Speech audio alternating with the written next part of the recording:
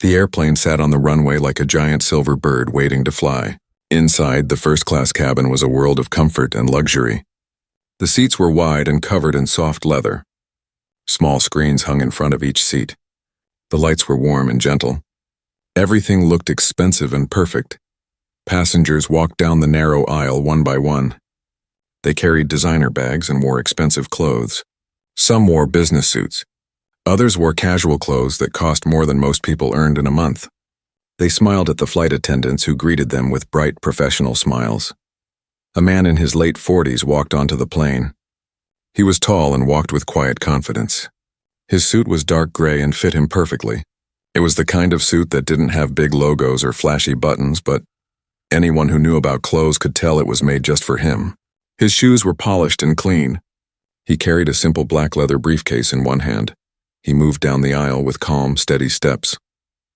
His face was relaxed. He looked like someone who flew first class all the time, someone who was used to nice things but didn't make a big show about it. He nodded politely to other passengers as he passed them. When he reached seat 2A, he stopped. This was a window seat near the front of the first-class section. It was one of the best seats on the plane. He lifted his briefcase into the overhead bin with ease. Then he sat down and got comfortable. He adjusted the seat slightly. He took out his laptop and a folder of papers from his bag under the seat. Everything he did was smooth and practiced. Around him, other passengers were doing the same thing. A woman across the aisle was talking on her phone about a business meeting. Behind him, a man was already asleep with a sleep mask over his eyes. The cabin was filling up with the soft sounds of people settling in for the flight. Flight attendants moved through the cabin like dancers who knew every step by heart. They smiled and helped passengers with their bags. They offered champagne in tall, thin glasses. They checked seatbelts and made sure everyone was comfortable. Their uniforms were neat and pressed. Their hair was styled perfectly. They had done this 1,000 times before. One flight attendant stood near the front of the cabin. Her name was Patricia. She had been working for the airline for 15 years. Her uniform had small pins on it, showing how long she had worked there. She wore her hair pulled back tight. Her face had lines around her mouth that came from years of smiling at passengers, even when she didn't want to. Patricia looked down the aisle, checking on the passengers. Her eyes moved from seat to seat, making sure everything was in order. Then her eyes stopped on seat 2A. She stared at the man sitting there. Her expression changed. The professional smile disappeared. Her eyes became narrow and hard, her lips pressed together in a thin line. She stood there for a moment just looking. Other flight attendants moved around her, but she didn't notice. She kept staring at the man in seat 2A. He was looking at his laptop now, typing something. He hadn't noticed her watching him yet. Patricia's jaw tightened. She took a deep breath. Then she started walking towards seat 2A. Her steps were quick and purposeful. She wasn't smiling anymore. A younger flight attendant named David noticed her expression and looked worried. He started to follow her but stayed a few steps behind. The man in seat 2A was focused on his work. He had opened a document on his laptop and was reading through it carefully. His reading glasses sat on the edge of his nose. He looked completely at ease, like he belonged exactly where he was sitting. Patricia reached his row and stopped. She stood right next to his seat, so close that her shadow fell across his laptop screen. She crossed her arms over her chest. She cleared her throat loudly. It was not a gentle sound. It was the kind of sound someone makes when they want attention right away. The man looked up from his laptop. He saw Patricia standing there with her arms crossed. For a second, his eyebrows went up slightly, showing mild surprise. Then he smiled. It was a polite, friendly smile. The kind of smile you give someone when you think they're about to ask if you want coffee, or if your seat is comfortable enough. "Yes?" he said. His voice was calm and pleasant. "Can I help you with something?" Patricia didn't return the smile. She looked at him with cold eyes. "I need to see your boarding pass," she said. Her voice was not friendly at all. It was hard and suspicious. She said the words like she was talking to someone she thought was lying to her. The man's smile faded a little bit, but he stayed calm. "Of course," he said. He reached into his jacket pocket and pulled out his boarding pass. It was still crisp and new. He handed it to Patricia without any hesitation. Patricia took the boarding pass and looked at it. But she didn't just glance at it quickly like flight attendants normally do. She studied it like she was looking for something wrong with it. She held it up to the light. She looked at the back of it. She looked at the front again. Her eyes moved over every word and number printed on it. Other passengers were starting to notice now. The woman across the aisle had stopped talking on her phone. She was watching Patricia with a confused look on her face. The man in the seat behind had woken up and lifted his sleep mask to see what was happening. The man in seat 2A sat quietly waiting. He didn't look nervous or angry. He just looked patient, like he was used to waiting for people to do their jobs. His hands rested calmly on the armrests of his seat. Patricia looked from the boarding pass to the man's face, then back to the boarding pass again. She shook her head slowly, like she couldn't believe what she was seeing. "This doesn't seem right," she said loudly. Several more passengers turned to look. "There must be some kind of mistake here." The man tilted his head slightly. "I'm sorry," he said. "What kind of mistake?" Patricia's face was getting red now. Her voice got louder. "This seat," she said, pointing at seat 2A with the boarding pass, "is a first-class seat. Are you sure this is your boarding pass?" The question hung in the air like a bad smell. The man's expression changed. His face was still calm, but something in his eyes showed that he understood exactly what was really being asked. "This wasn't about the boarding pass at all." "Yes," he said slowly and clearly. "I am quite sure that is my boarding pass. I purchased this ticket 3 weeks ago directly from your airline's website. Seat 2A, first class, this flight." Patricia made a sound that was almost a laugh, but not a happy one. It was a mean, disbelieving sound. "Well, I think there's been some confusion," she said. She wasn't asking anymore. She was telling, "I'm going to need you to gather your things." The man didn't move. "Excuse me?" he said. "You need to move," Patricia said. Each word came out hard and sharp. "This seat is not for you. You need to move to the back of the plane." David, the younger flight attendant, stepped forward. "Patricia," he said quietly, "maybe we should—" "I've got this, David." Patricia cut him off without looking at him. She kept her eyes locked on the man in seat 2A. "Sir, I'm not going to ask you again. Collect your belongings and move to economy class now." The entire first-class cabin had gone silent. Everyone was watching now. Some passengers looked uncomfortable. Others looked shocked. A few looked angry, but not at the man in seat 2A. The man sat perfectly still. He looked up at Patricia with steady, calm eyes. When he spoke, his voice was quiet but clear. Every person in first class could hear him. "No," he said simply, "I will not be moving." Patricia's face went from red to almost purple. Her hands shook slightly as she held his boarding pass. This was not going the way she had expected. Most people, when confronted by a flight attendant, would argue a little but eventually do what they were told.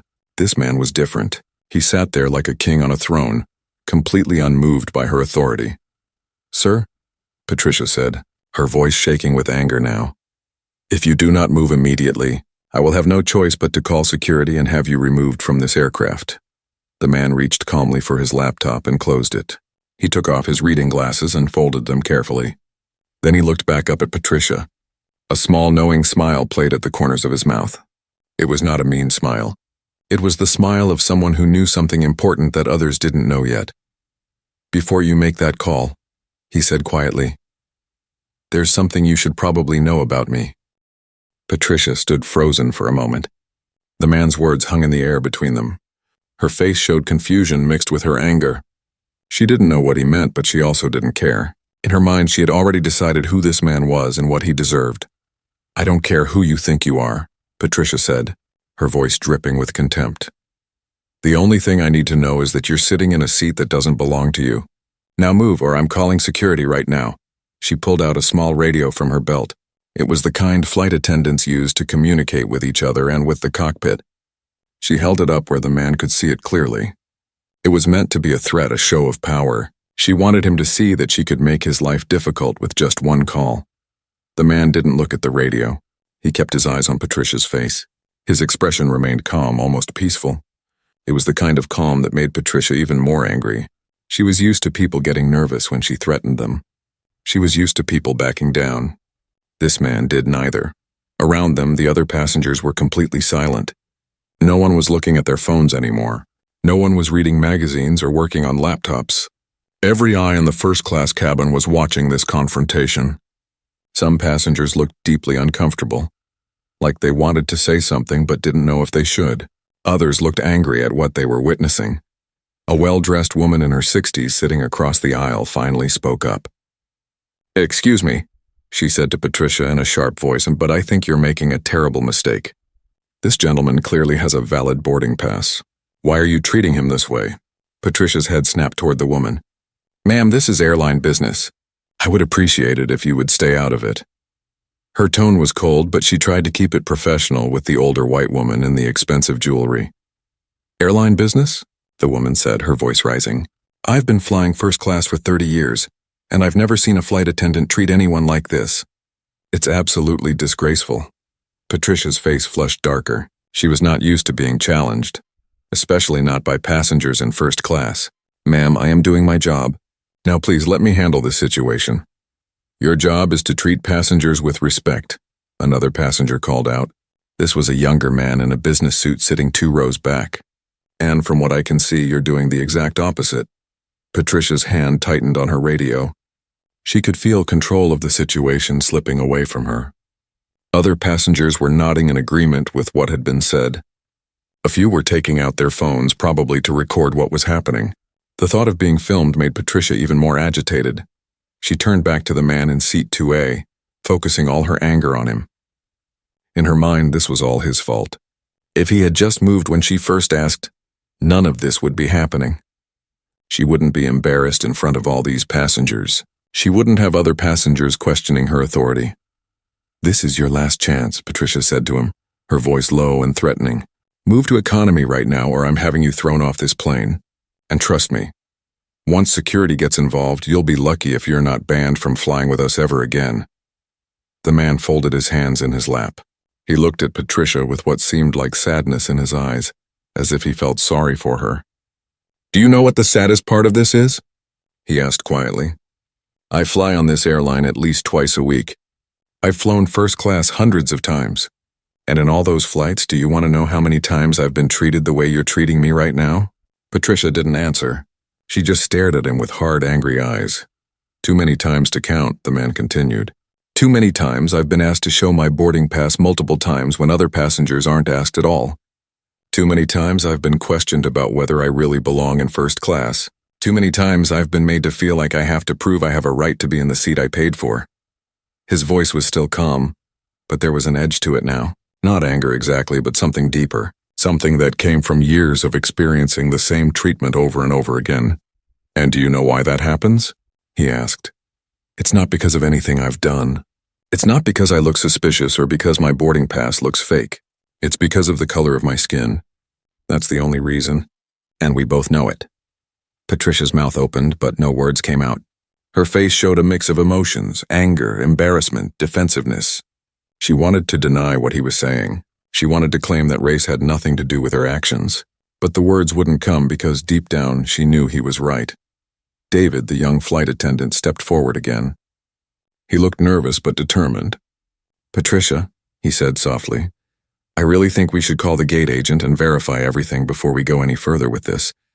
Let's just make a quick call and clear this up properly." Patricia spun to face David. "I don't need to verify anything," she snapped at him. "I am the senior flight attendant on this aircraft. I have the authority to determine if a passenger is in the correct seat. And I'm telling you that this passenger needs to move. Are you questioning my judgment?" David took a small step back. He was young and still relatively new to the job. Patricia had been his supervisor and trainer when he first started. He didn't want to challenge her directly, but he also couldn't ignore what his eyes were telling him. This whole situation felt wrong. "I'm not questioning your judgment," David said carefully. "I just think it would be better to follow proper procedure. For everyone's sake." "The proper procedure is for passengers to follow crew instructions," Patricia shot back. "And when they don't, they get removed from the flight. It's that simple." She raised the radio to her mouth, her finger hovering over the call button. She looked at the man one more time, giving him a final chance to back down. But he just sat there looking at her with those calm, knowing eyes. It made her furious. "Last chance," she said through gritted teeth. The man reached slowly into his jacket pocket. Patricia tensed, her hand moving instinctively toward the radio's emergency button. But the man just pulled out a small leather wallet.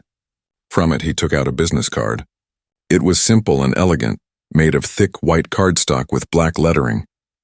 He held the card out to Patricia between two fingers. "Before you make that call," he said again, "you really should know who I am. Take this card. Read it carefully." Patricia looked at the card like it might bite her. She didn't want to take it. Taking it felt like admitting she might be wrong, and she was absolutely convinced she was right. But curiosity got the better of her. She snatched the card from his fingers roughly. She glanced down at it quickly, intending to just dismiss whatever it said. But as her eyes focused on the words printed there, her expression began to change. Her eyebrows drew together in confusion. Then her eyes went wide. The color started to drain from her face. The card was simple but impressive. It had a name at the top in bold letters. Below that, a title, Chief Executive Officer and Founder. And below that, a company name, Meridian Global Holdings. Patricia's hand began to shake. She looked up from the card to the man's face, then back down to the card, then back to his face again. Her mouth moved, but no sound came out. The radio in her other hand slowly lowered to her side. "Meridian Global Holdings," the man said quietly, watching her reaction. "Perhaps you've heard of it? We're a large investment firm. We acquire controlling interests in various companies across multiple industries." Patricia just stared at him. Her brain was trying to process what she was seeing, what she was hearing, but it wasn't making sense. This couldn't be real. This had to be some kind of trick or mistake. The man continued speaking in that same calm, even tone. "About 6 months ago, Meridian Global Holdings completed the acquisition of a majority stake in this airline. It was a significant investment, several $billions. We now own 65% of the company." He paused, letting those words sink in. Around them, passengers were leaning forward, trying to hear what was being said. They could see Patricia's face going pale. They could see her hands shaking. They knew something big was happening, but most of them couldn't hear the quiet conversation. "Which means," the man continued, "that I am, effectively, your employer. I own the majority of this airline. The CEO reports to me. The board of directors answers to me. And every single employee of this airline, from the pilots to the gate agents to the flight attendants, works for a company that I control." Patricia's legs seemed to go weak.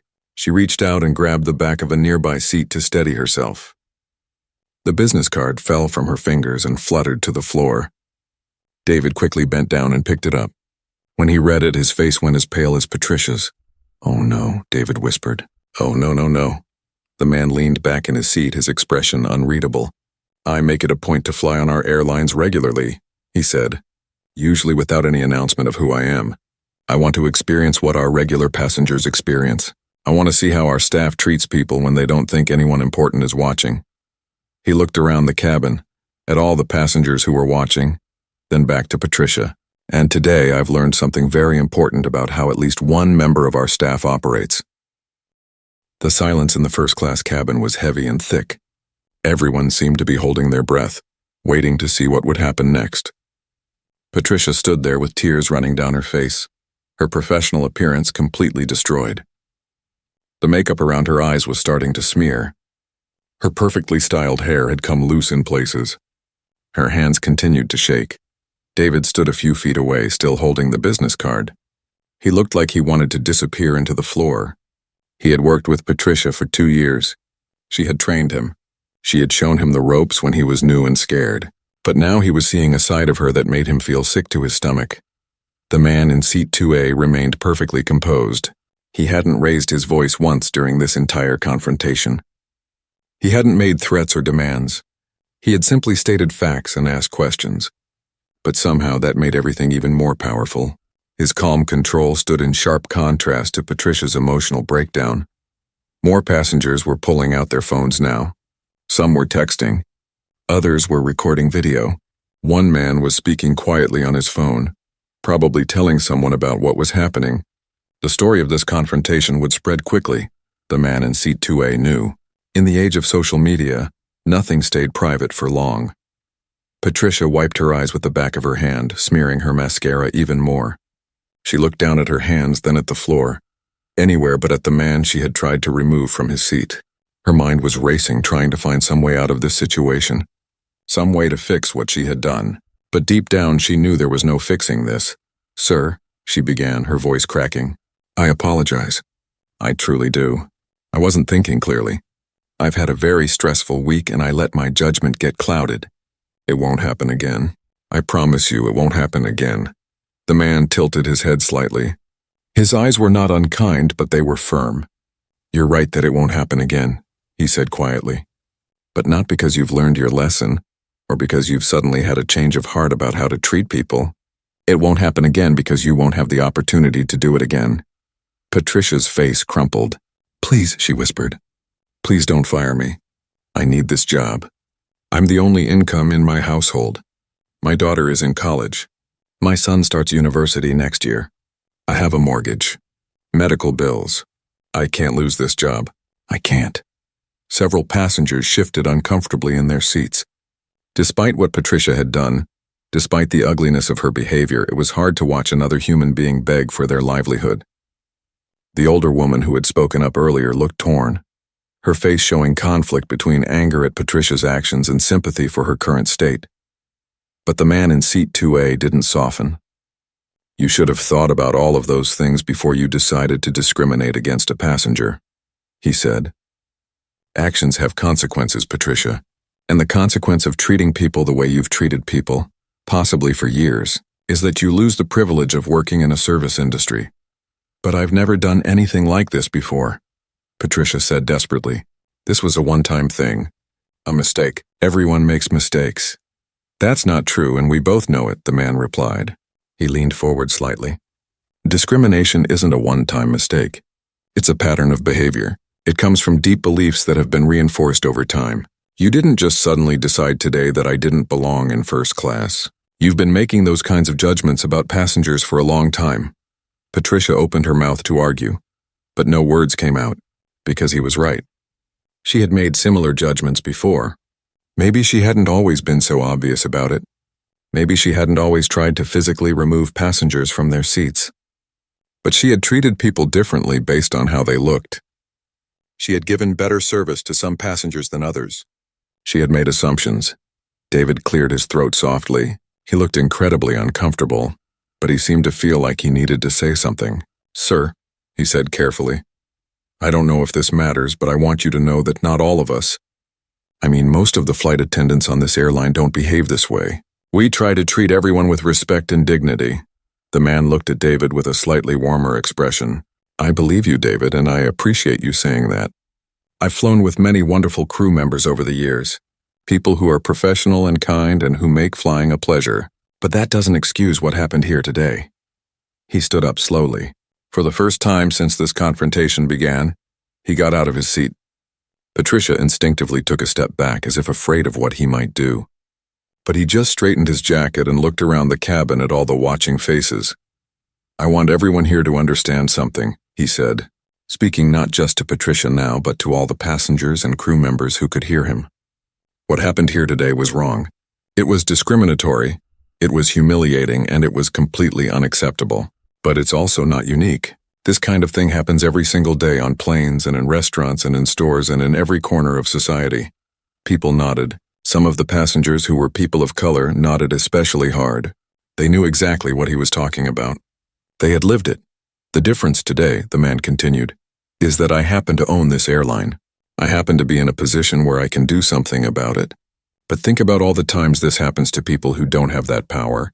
Think about all the passengers who get treated this way and have no recourse, who file complaints that get ignored, who are told they're being too sensitive or imagining things."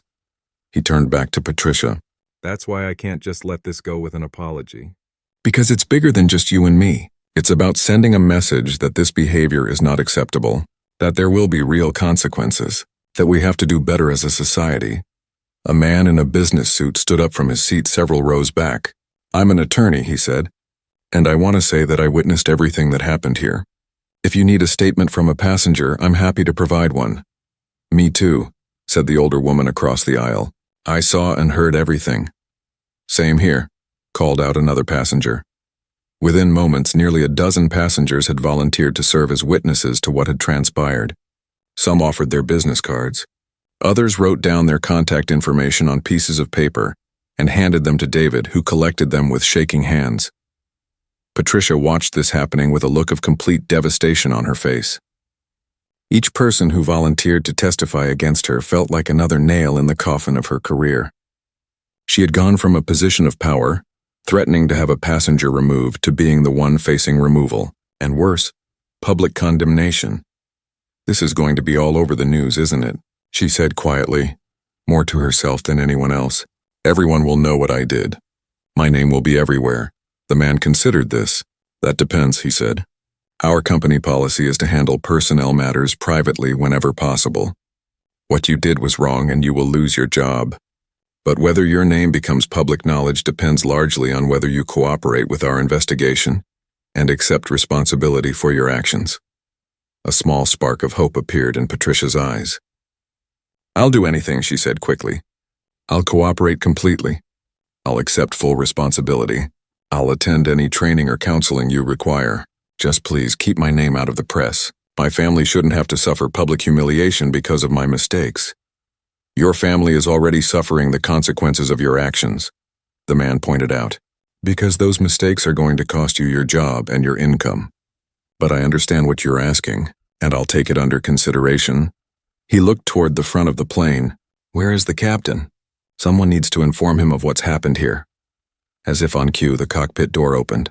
A tall man in a pilot's uniform emerged, looking concerned. He had clearly been radioed about some kind of problem in the cabin, but he hadn't been told the details. When he saw Patricia standing there crying with the man from seat 2A, his expression became even more confused. "What's going on out here?" the captain asked. "My co-pilot said there was an issue with a passenger, but..." He stopped mid-sentence as he got closer and actually looked at the man from seat 2A. His eyes went wide. Oh no. Sir, I didn't realize you were on this flight." "Hello, Captain Reynolds," the man said calmly. "Yes, I'm on the manifest under my personal name, not my business name. I prefer to fly quietly when possible. But unfortunately, we've had a significant incident here that you need to be aware of." Captain Reynolds looked from the man to Patricia and back again. He had been flying for this airline for 20 years. He had met the new owner of the company once at a mandatory meeting for all senior staff after the acquisition. He remembered being impressed by how down-to-earth the billionaire seemed. But he had never expected to have the man on one of his flights, let alone to have a problem involving him. "What happened?" Captain Reynolds asked, though from the look on Patricia's face and the atmosphere in the cabin, he could already guess it wasn't good. The man gave him a brief but complete summary of events. How Patricia had demanded to see his boarding pass multiple times, how she had accused him of being in the wrong seat, how she had ordered him to move to economy class, how she had threatened to have him removed from the plane, how she had ignored his explanations and dismissed other passengers who tried to defend him. Captain Reynolds listened with growing horror. His face got redder and redder as the story went on.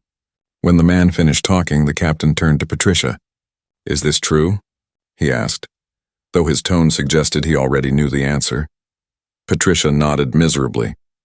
"Yes, sir," she whispered. "It's all true."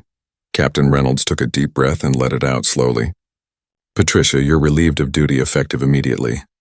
Go to the crew rest area and stay there for the duration of this flight. Don't speak to any other crew members. Don't come back into the passenger cabin. Just wait there until we land." "Yes, sir," Patricia said. She turned to walk away, then looked back at the man in seat 2A one more time. "I really am sorry," she said.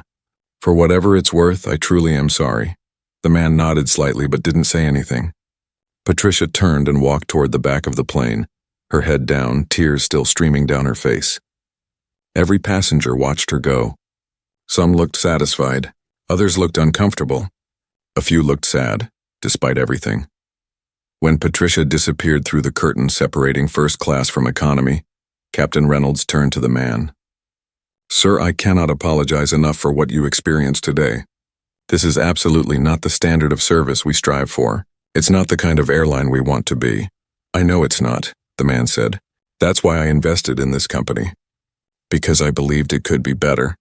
But clearly we have more work to do. We need better training, better oversight, better accountability. And that starts with making sure that what happened here today has real consequences." Captain Reynolds nodded seriously. "What would you like me to do, sir? Should I delay the flight? Call for additional support?" The man from seat 2A shook his head. "No, there's no need to delay the flight. All these passengers have places to be. But I do need you to radio ahead to the main office. Have human resources meet us at the gate when we land, and security as well. Patricia will need an escort off the plane and will need to begin the official investigation immediately. Consider it done, Captain Reynolds said. He looked genuinely upset about the whole situation. Is there anything else I can do to make the rest of your flight more comfortable? Just fly the plane safely, Captain. That's all any passenger can really ask for. Captain Reynolds gave a slight smile despite the tension. Yes, sir. That I can definitely do. He turned to David. You'll be the senior flight attendant for this flight now. Think you can handle it? David looked surprised and nervous, but he nodded.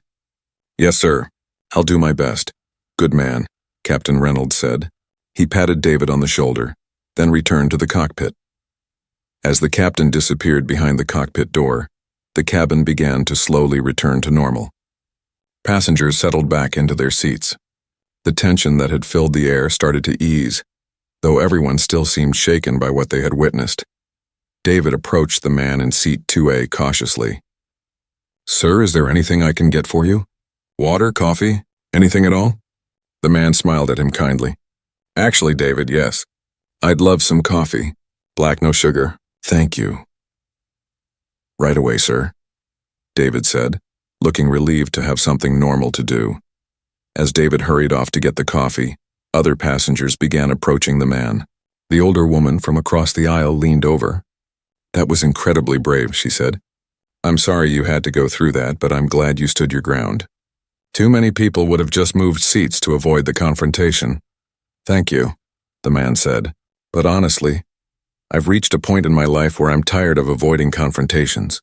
Sometimes you have to stand up, not just for yourself, but for everyone who comes after you. A younger black man from a few rows back came forward. I just want to say thank you, he said quietly. I've been in situations like that before, not on a plane, but in stores and restaurants. People look at you and make assumptions. It's exhausting. And most of the time you just have to swallow it and move on because you don't have the power to do anything about it. The man nodded with understanding.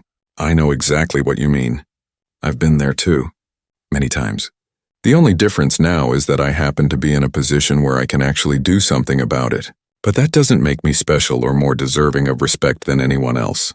Every person deserves to be treated with dignity, regardless of whether they're a billionaire or working 3 jobs just to make ends meet. Other passengers were listening to this conversation. A white man in his 30s spoke up. I have to admit, I've never really thought about this stuff before. I mean, I knew racism existed, but seeing it happen right in front of me like that, it was shocking. It made me realize how much I take for granted. That's part of the problem, the man said gently. When you've never experienced discrimination, it's easy to think it's not that common or not that serious. But for people of color, it's a constant reality. We have to navigate these situations all the time. We have to be twice as good, twice as prepared, twice as professional just to be treated half as well. The man paused, then continued, and even then, sometimes it's not enough. I'm a billionaire who owns this airline, and I still got treated like I didn't belong in first class. So imagine what it's like for someone who doesn't have my resources or position, someone who can't fight back without risking their job or their safety. The cabin fell quiet again as people absorbed this. Several passengers looked uncomfortable, but it was the kind of discomfort that comes from having your eyes open to something you'd been blind to before. David returned with the coffee. His hands were steadier now, but he still looked shaken. Here you go, sir, he said, placing the cup carefully on the man's tray table. Thank you, David, the man said. And thank you for trying to intervene earlier. I noticed that you attempted to question what Patricia was doing. That took courage. David's face flushed. I wish I had done more. I wish I had been more forceful about it. She was my supervisor and I was worried about overstepping. I understand, the man said. Workplace hierarchies can make it difficult to speak up. But this is exactly why we need to create a culture where employees feel empowered to report problems without fear of retaliation. That's something I'll be addressing with the management team. David nodded eagerly. I think that would be really valuable, sir. There have been other times when I've seen things that didn't feel right, but I didn't know what to do about it. Well, starting today, you'll know what to do, the man said, and you'll have channels to report those concerns safely and anonymously if needed. The older woman who had spoken up earlier had been listening to this exchange. You know, she said, I've been flying first class for decades and I've seen this kind of treatment before. Not always as blatant as today, But I've watched flight attendants treat passengers differently based on how they look. I'm ashamed to say I never did anything about it. I just told myself it wasn't my business. You did something today, the man pointed out. You spoke up. You didn't let it slide. That matters more than you might think. The woman nodded, looking thoughtful. I suppose I did. I just wish I'd been doing it all along. A businessman who had been sitting quietly in his seat stood up and walked over. He held out his hand. I don't usually introduce myself to strangers on planes, he said, but I wanted to shake your hand. What you did today was important, and I think a lot of us needed to see it. The man shook his hand. I appreciate that, but I hope people understand that I'm not a hero. I'm just someone who refused to accept being treated unfairly. That's something everyone should be able to do. Maybe, the businessman said, but not everyone can do it without serious consequences. You had the power to push back. Most people don't, which is exactly why people who do have power need to use it responsibly, the man replied. That's been my philosophy in business and in life. If you're fortunate enough to have resources and influence, you have an obligation to use them to make things better for others. The conversation continued as more passengers shared their own experiences and thoughts. The first-class cabin had transformed from a place of individual isolation, where passengers typically kept to themselves, into a kind of community discussion space. People were talking to each other, really talking about race and fairness and what it meant to stand up for what's right. Through it all, the man remained patient and engaged. He didn't lecture or preach. He just shared his perspective and listened to others share theirs. He answered questions honestly and thoughtfully. He acknowledged the complexity of these issues while also being clear about what was simply right and wrong. David moved through the cabin, doing his job but also clearly listening to the conversations happening around him. At one point, another flight attendant, a young woman named Sarah, came from the back of the plane. She looked worried. David, she said quietly, Patricia is in the crew rest area crying. Should I go talk to her? David looked uncertain. He glanced at the man in seat 2A who had overheard the question. That's up to you, the man said to Sarah. If you feel like you want to offer her some comfort, that's a kind impulse. But understand that being kind to her doesn't mean excusing what she did. Those are two separate things, Sarah nodded slowly. I've worked with Patricia for 3 years. She's always been. Well, she's had strong opinions about things. About people. I've heard her make comments before that made me uncomfortable. But I never thought she'd do something like this. Strong opinions about what kinds of people? The man asked gently. Sarah hesitated, then decided to be honest. About who belonged in first class and who didn't. About which passengers were probably going to cause trouble. She would sometimes make assumptions based on how people looked or dressed or talked. I tried to ignore it because she was good at her job in other ways. Except she wasn't good at her job, the man said. Being good at the technical aspects of serving drinks and checking seatbelts doesn't make you good at your job if you're discriminating against passengers. The most important part of any service job is treating people with respect. Without that, nothing else matters. Sarah looked down at her feet. You're right. I know you're right. I guess I just didn't want to cause problems or make waves. Patricia had been here so much longer than me. I figured she knew what she was doing. The length of time someone has been doing something doesn't make them right, the man said. Sometimes it just means they've been doing it wrong for longer. This comment seemed to resonate with Sarah. She nodded, looking more determined. When we land, if there's an investigation, I want to be part of it.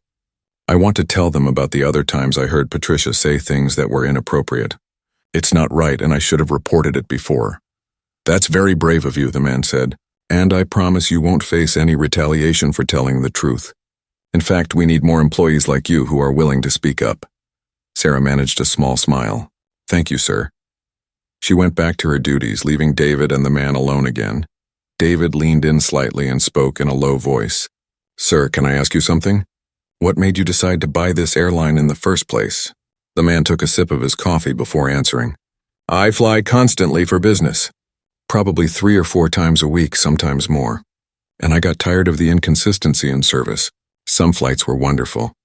The crew was professional and kind, but other flights were difficult. And I noticed patterns in when they were difficult and why. He paused, choosing his words carefully. I started to realize that a lot of the problems came down to company culture. to who got hired and promoted, to what behaviors were rewarded and what behaviors were overlooked. So I decided that instead of just complaining about it or taking my business elsewhere, I would try to change it from the inside. That's a pretty big step, David said. Most people would just write a complaint letter. The man smiled. I've written plenty of complaint letters in my life. They rarely accomplish much. But when you own the company, you can actually make changes. You can set new policies. You can demand accountability. You can create a culture where discrimination isn't tolerated. Is that what you're going to do now? David asked. Yes, the man said firmly. This incident today is going to be a turning point. Not just for Patricia, but for the entire airline. We're going to implement new training programs. We're going to create better reporting systems. We're going to make it clear from the top down that treating passengers differently based on their race, gender, age, or appearance is completely unacceptable. The flight continued with an unusual atmosphere. Instead of the typical quiet isolation of first class where each passenger existed in their own bubble, people kept having conversations. They talked across the aisle. They turned around to speak to people in the rows behind them. The incident with Patricia had broken down the normal barriers between strangers. The man in seat 2A spent some of the flight working on his laptop. He had emails to answer and documents to review. But he also spent time talking with passengers who approached him. He seemed genuinely interested in their stories and perspectives. He didn't act like someone too important to be bothered. He acted like a regular person who happened to own an airline. About an hour into the flight, a flight attendant from the economy section came through the curtain. She looked nervous as she approached David. "Excuse me," she said quietly, "but word has spread through the back of the plane about what happened up here. Some passengers are asking questions. What should I tell them?" David looked uncertain. He glanced at the man in seat 2A who had overheard the question. "Tell them the truth," the man said calmly. There was an incident involving a flight attendant who discriminated against a passenger. The situation was addressed and the flight attendant has been relieved of duty. The airline takes these matters very seriously, and there will be a full investigation. The economy flight attendant nodded. "Thank you, sir." She hesitated, then added, "For what it's worth, I've heard Patricia say things before that made me uncomfortable. I'm glad something is finally being done about it." "How long have you known about her behavior?" the man asked. The flight attendant looked guilty. "Maybe a year. I've only been with the airline for 18 months, so almost as long as I've worked here. But I'm pretty junior, and she was a senior flight attendant. I didn't think anyone would listen to me if I complained." "That's going to change," the man said firmly. "Starting immediately, we're going to create systems where every employee, regardless of their seniority, can report concerns without fear. And those reports will be taken seriously and investigated properly." The flight attendant looked relieved. "That would be amazing. Thank you." She returned to the economy section, and David could hear her speaking to other crew members. The news was spreading throughout the entire plane. Meanwhile, in the crew rest area, Patricia sat alone with her thoughts. She had stopped crying, but her face was blotchy and her eyes were red and swollen. She kept replaying the confrontation in her mind, wishing she could go back and make different choices. But it was too late for that now. She thought about her 15 years with the airline. She had been proud of her job. She had enjoyed the travel, the benefits, the prestige of working in first class. She had thought she was good at what she did. But now she had to face the ugly truth. She had been carrying prejudices and biases that she had never seriously examined or challenged. Had she really treated passengers differently based on their race? She wanted to say no. She wanted to believe that what happened today was just a terrible mistake, a one-time error in judgment. But if she was honest with herself, she knew better. She had made assumptions about passengers before. She had given some people the benefit of the doubt, while questioning others more harshly. She had judged people based on their appearance. The realization was crushing. Patricia had never thought of herself as a racist. She would have been offended if anyone had called her that. She had black friends. She watched shows with diverse casts. She voted for politicians who talked about equality. But she was starting to understand that none of that mattered if her actions told a different story. Back in first class, the man's phone buzzed. He glanced at it and saw a message from his executive assistant. She had been notified about the incident through the airline's alert system and wanted to know if he was all right and if there was anything she should prepare.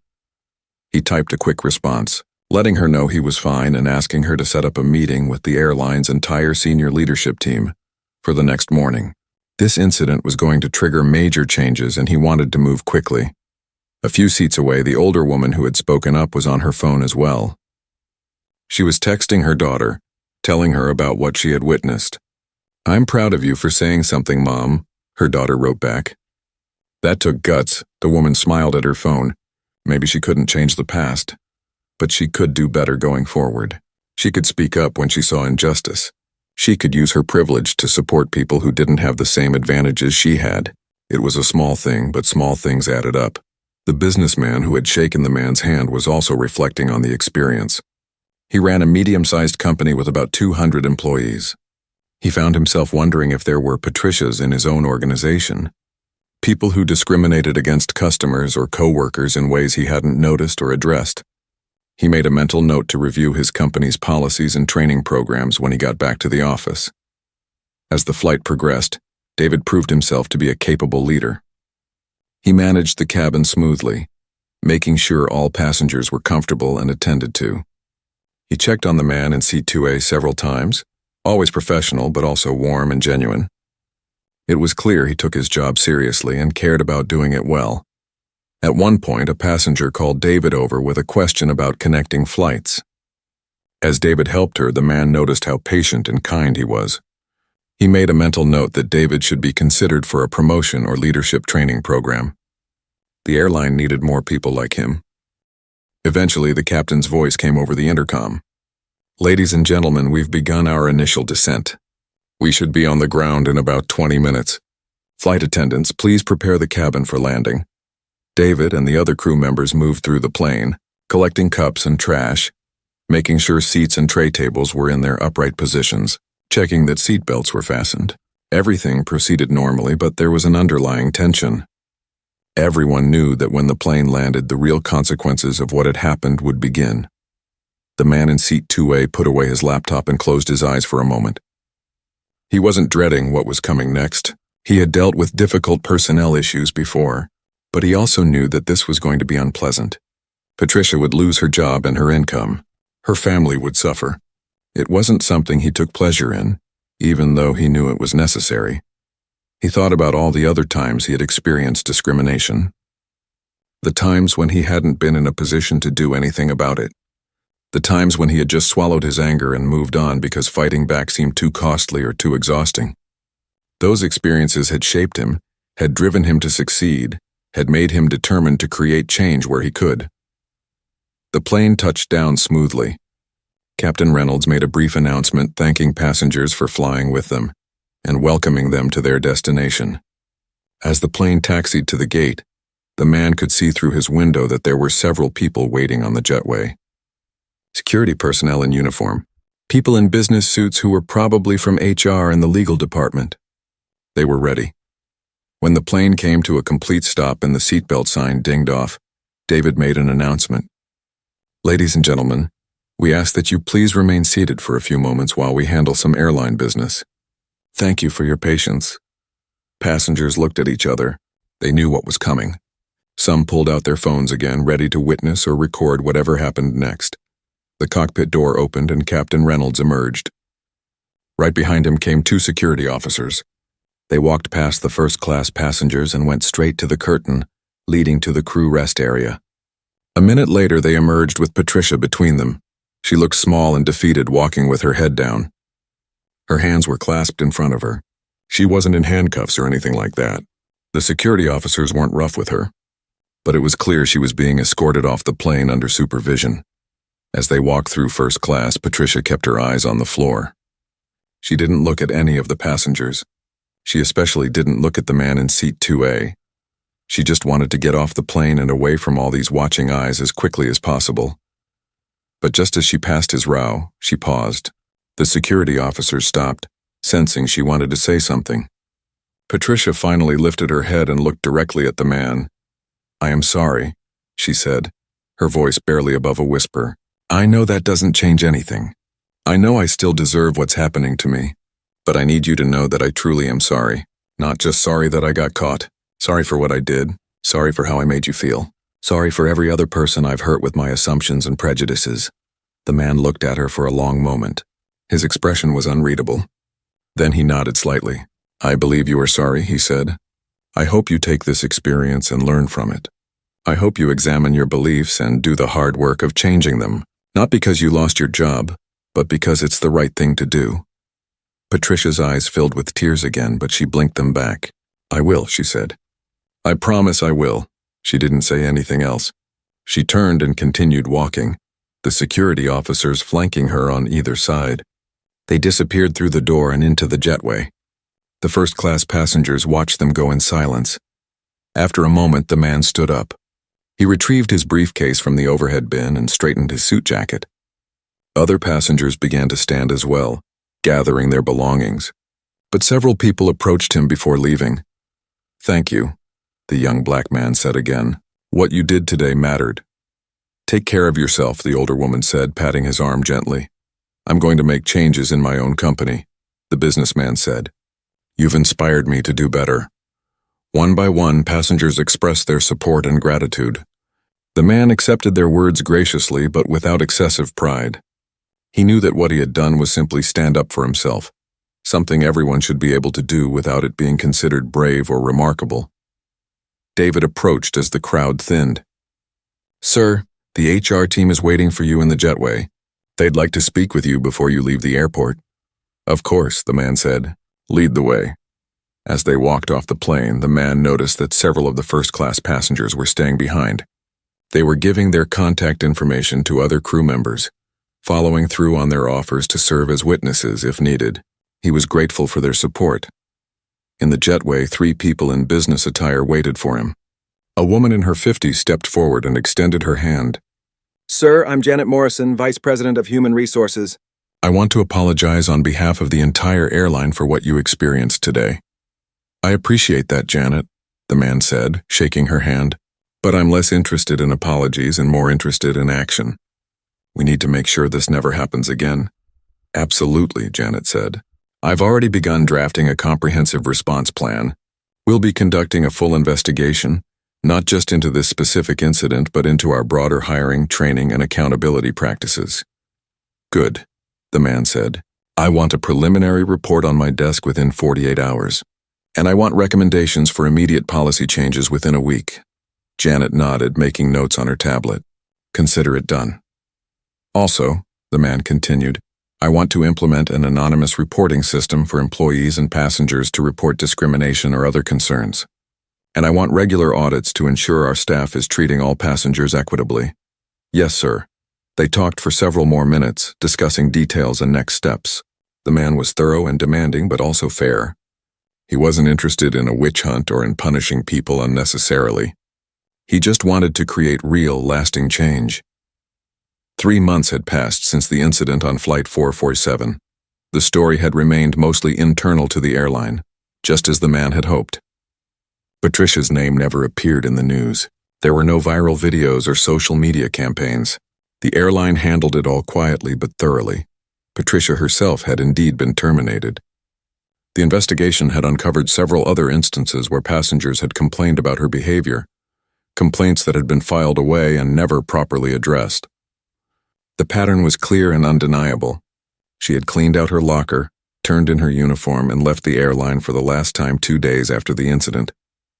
Finding a new job had been difficult. The airline industry was small, and word traveled fast among HR departments.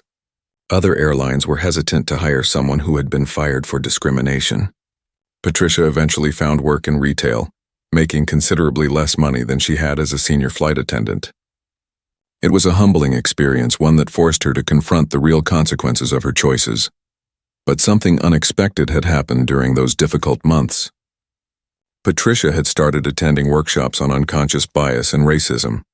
At first, she went because she thought it might help her find another job in the airline industry. But as she listened and learned, something shifted inside her.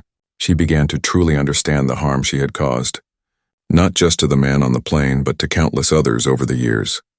She started volunteering at a community center in a predominantly black neighborhood, helping people with job applications and interview skills.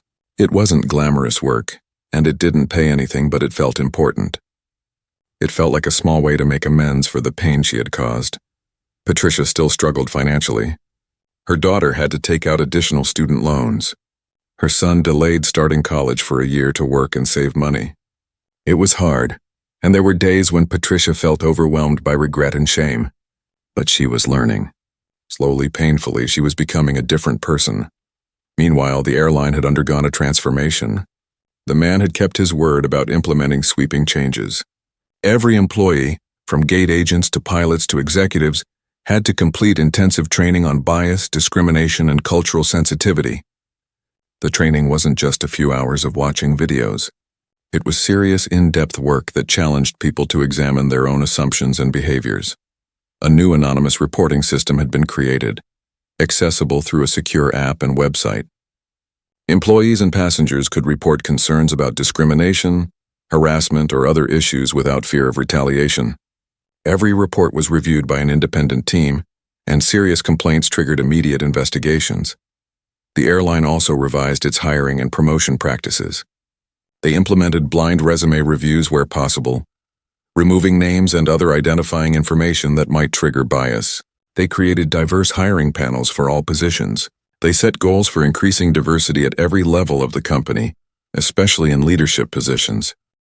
David, the young flight attendant who had tried to intervene during the incident, had been promoted to a training coordinator position.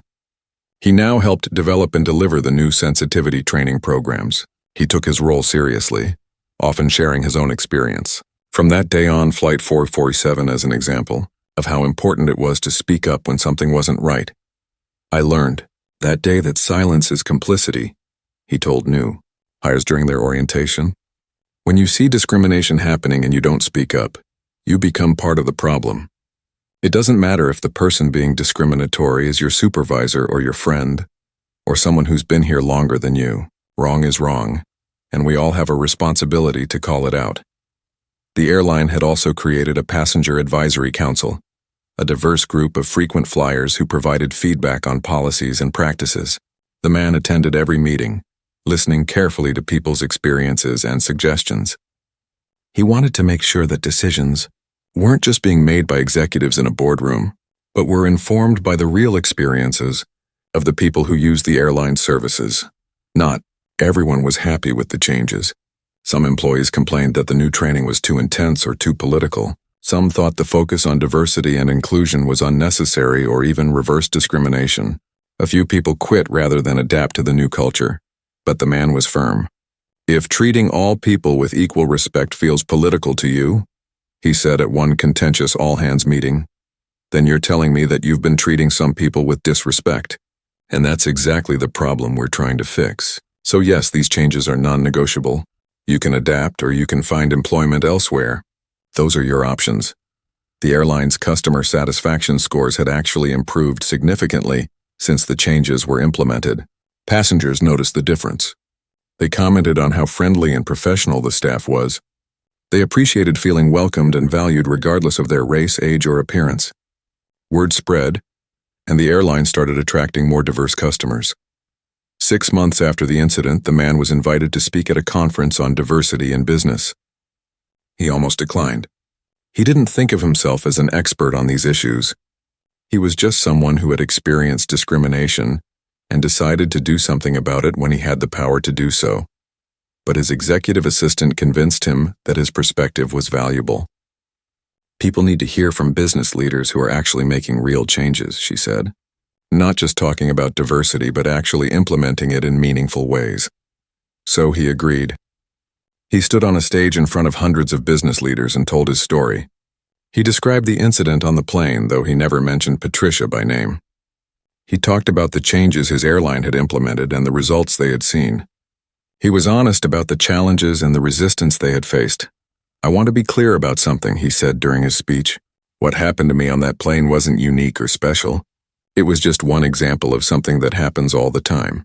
Black people, brown people, and other minorities experience discrimination constantly. In stores, in restaurants, in hotels, in every corner of society.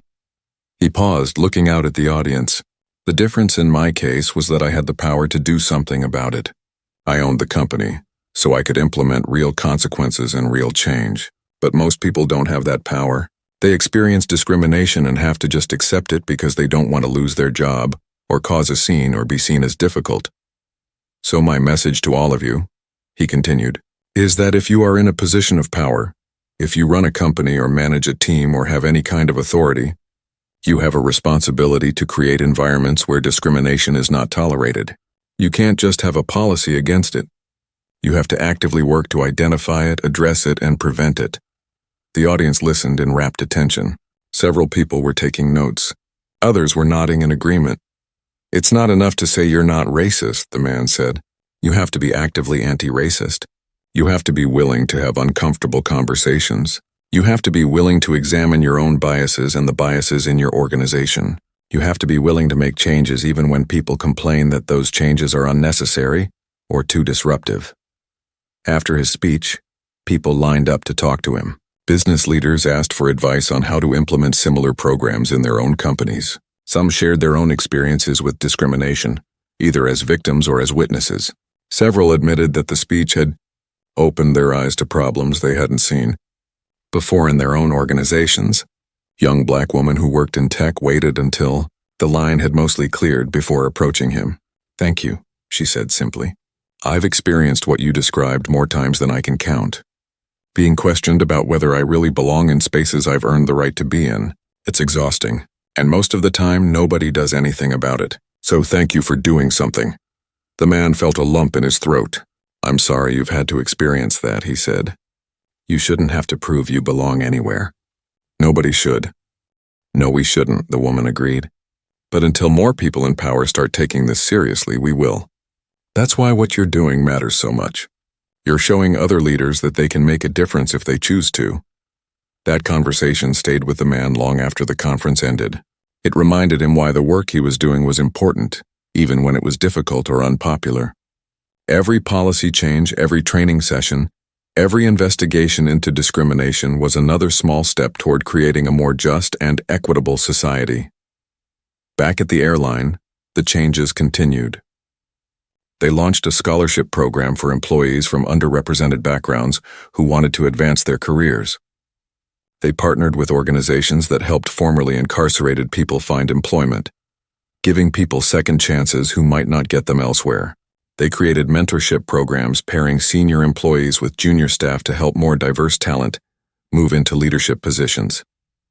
The man flew on his airline regularly, still often without announcing who he was. He wanted to continue experiencing what regular passengers experienced. Most flights were smooth and professional. The staff treated everyone with respect. The new culture was taking hold, but occasionally he still encountered problems. An employee who hadn't fully embraced the new training. A passenger who made racist comments to other passengers.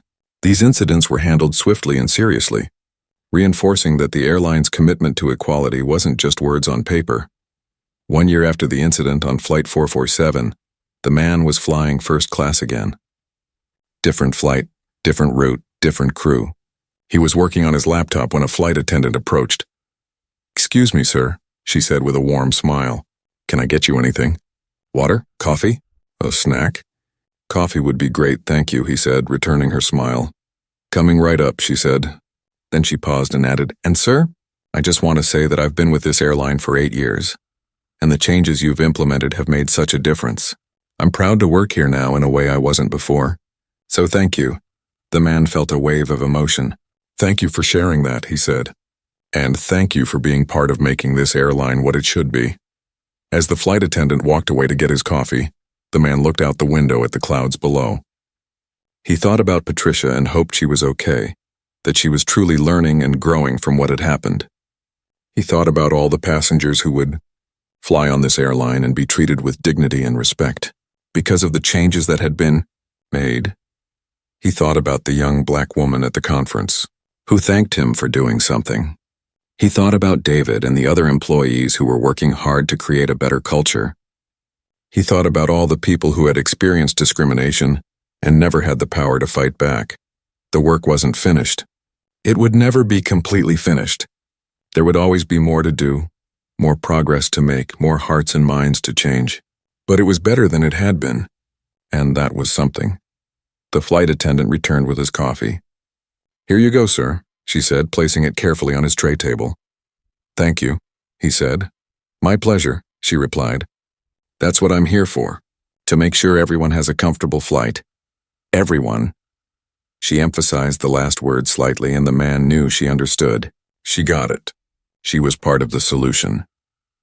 As the plane flew through the clear blue sky, the man sipped his coffee and returned to his work. There were emails to answer, deals to negotiate, decisions to make. But he felt good about the work he had done to transform the airline. He felt good about using his power and privilege to create positive change. What had started as a humiliating confrontation on a plane had become a catalyst for real, meaningful reform. Patricia's decision to discriminate against him had consequences she never could have imagined. But those consequences rippled outward, creating opportunities for education, growth, and change not just for her but for an entire organization and everyone it touched. The man closed his laptop and leaned back in his comfortable seat. He looked around the first-class cabin and saw people of all races, ages, and backgrounds sitting together, all receiving the same excellent service. It was such a simple thing, really. Treating people with respect and dignity regardless of who they were or what they looked like. It should have been the standard all along. But now, at least in this one airline, it was finally becoming reality, and that was worth all the difficult conversations, all the resistance, all the work it had taken to get here. The plane continued its journey through the sky, carrying its diverse passengers safely to their destinations, and in that simple act of equal treatment and respect, something profound was happening. The world was becoming inch by inch and flight by flight a little bit more just. The man smiled to himself and closed his eyes. He still had a long way to go in his own journey of creating change. But today on this flight, everything was as it should be, and that was enough.